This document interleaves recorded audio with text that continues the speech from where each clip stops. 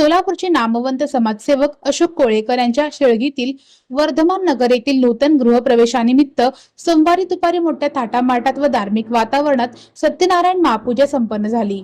सावली व फळे देणाऱ्या आंब्याच्या झाडांचे वृक्षारोपण पालिकेचे माजी सभागृह नेते सुरेश अण्णा पाटील यांच्या शुभ हस्ते पार पडले।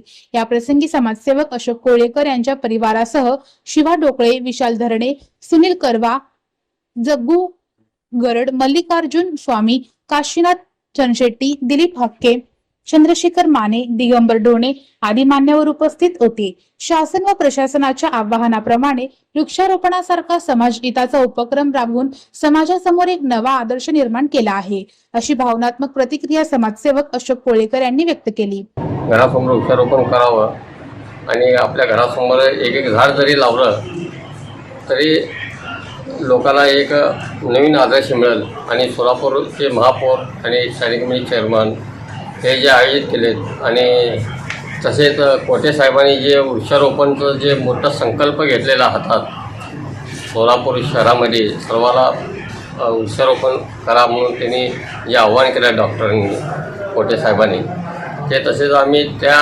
मार्गदर्शनाखाली आणि आमचे प्रवीण सभापती महापालिकेचे चेअरमन सौ रंजिता चाकोते यांच्या मार्गदर्शनाखाली त्यांच्या आदेशाप्रमाणे त्यांनी जे आदेश दिले महापालिकेत की बाबा सर्वजण मिळून आपल्या घरासमोर वृक्षारोपण करावं।